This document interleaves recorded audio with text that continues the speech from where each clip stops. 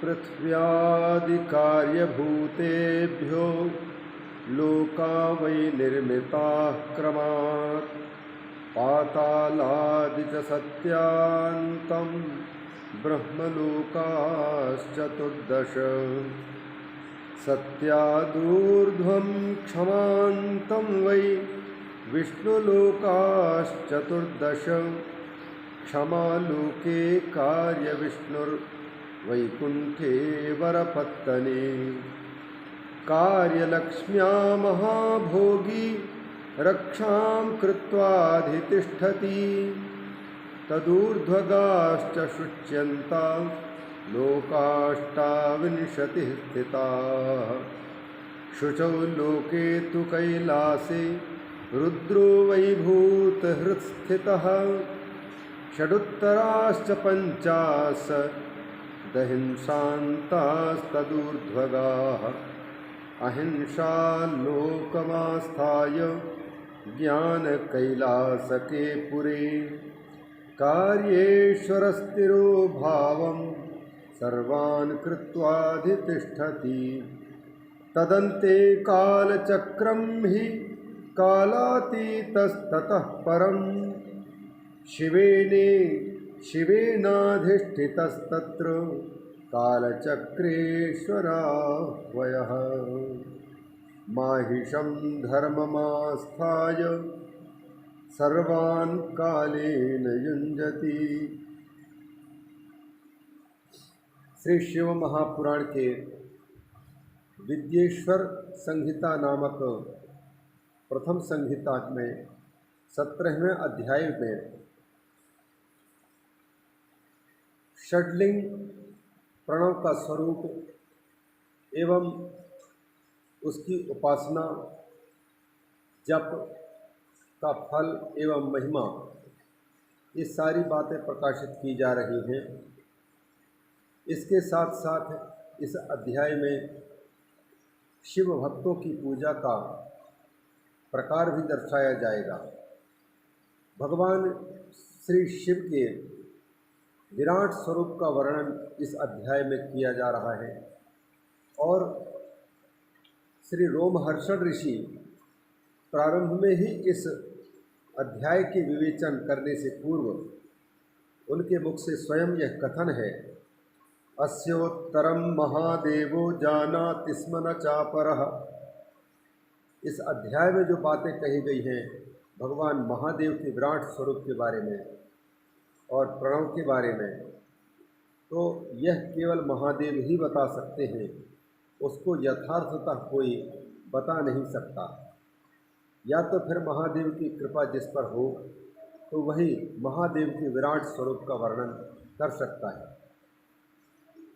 प्रणव के स्वरूप को बताकर दो प्रकार के प्रणवों का वर्णन पूर्व श्लोकों में किया गया, जिसमें सूक्ष्म प्रणव और स्थूल प्रणव की चर्चा की गई।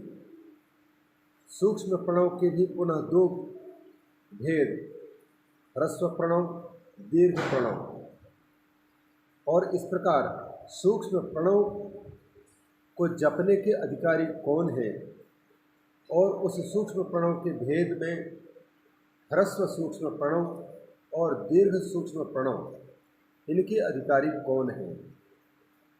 फिर स्थूल प्रणव का निरूपण किया गया, नमः शिवाय।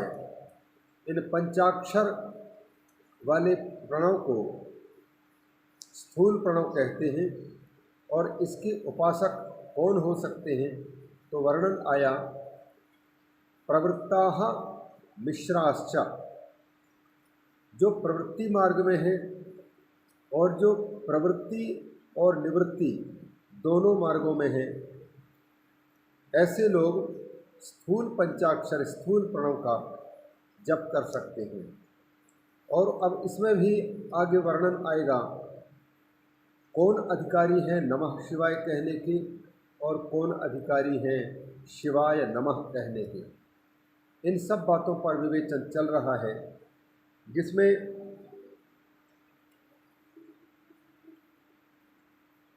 9-9 लाख जप की प्रक्रिया में 9 लाख यदि कोई जप करता है तब व्यक्ति शुद्ध पुरुष बनता है।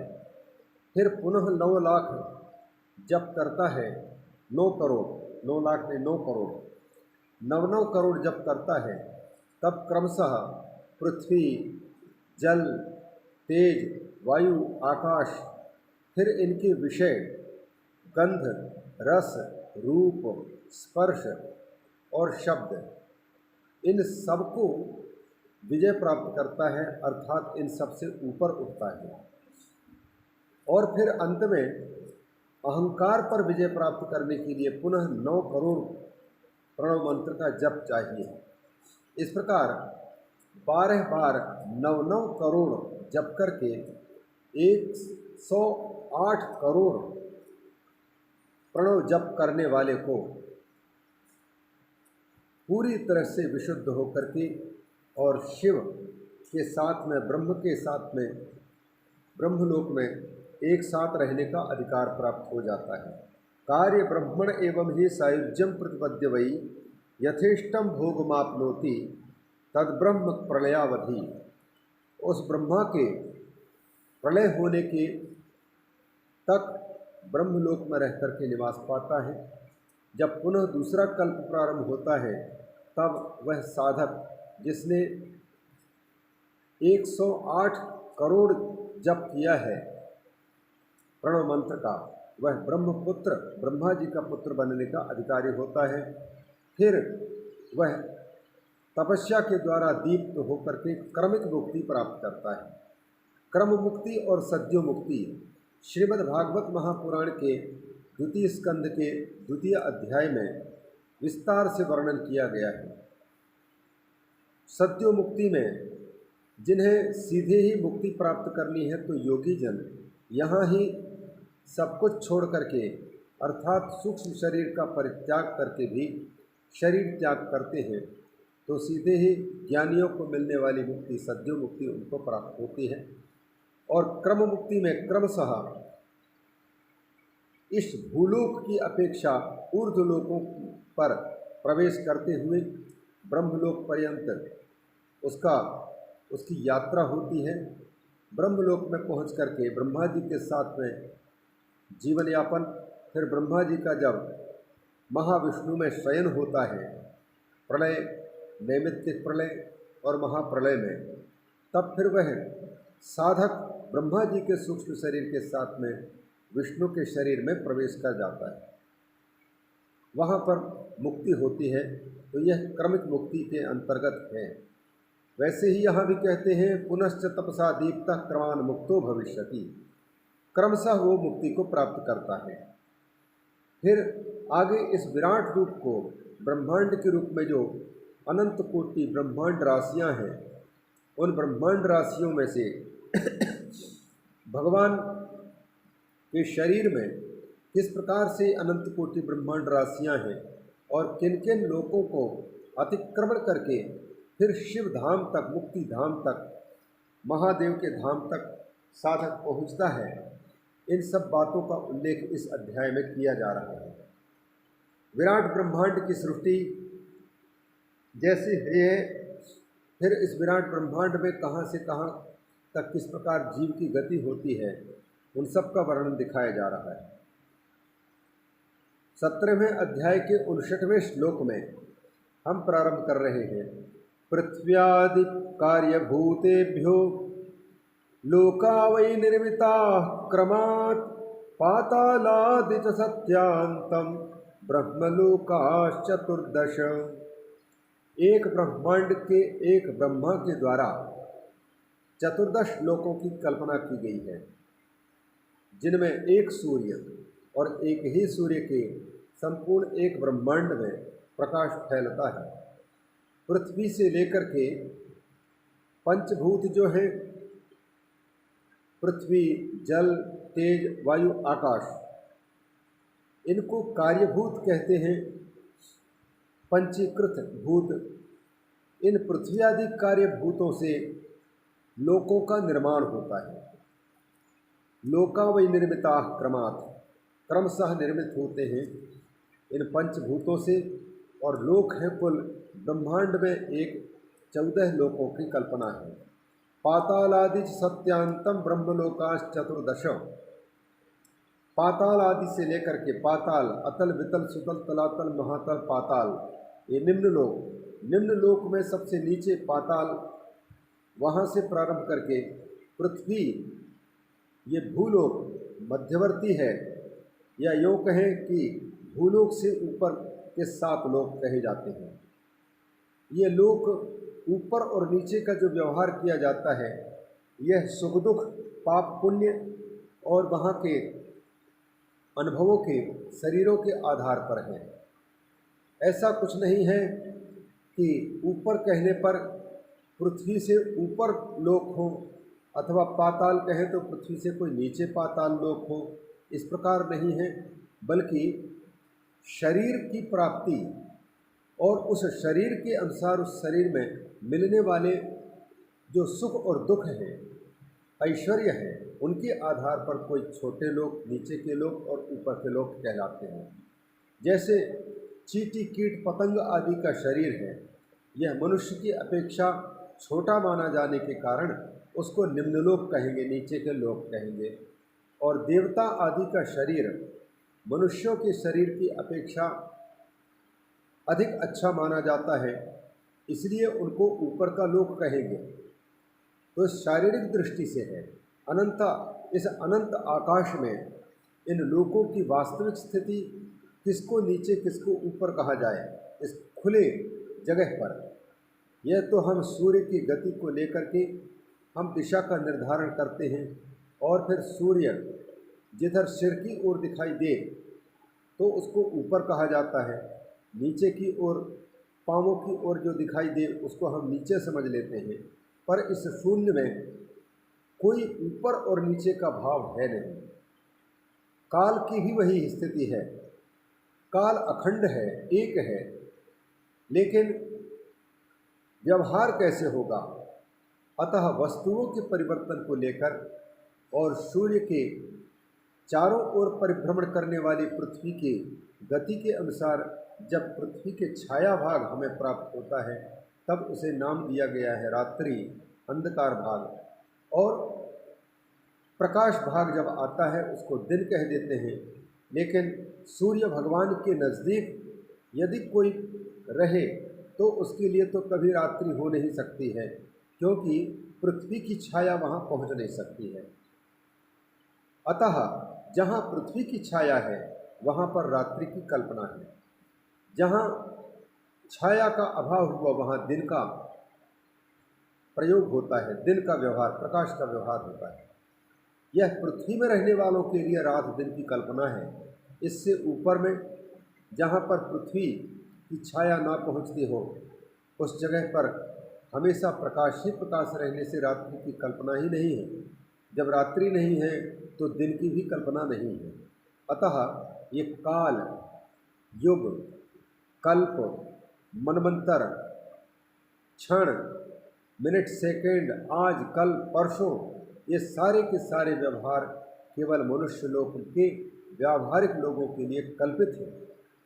अखंड है, काल तो घूमा है, दिशाएं वे हुई हैं, उनके टुकड़े नहीं हैं। तो परमात्मा इस खुले आकाश का विस्तार कहाँ तक है इसको कोई जान नहीं सकता, इसलिए अनंत कहलाता है आकाश। और उसी आकाश से उत्पन्न सारे ये जल, वायु, तेज, पृथ्वी आदि हैं।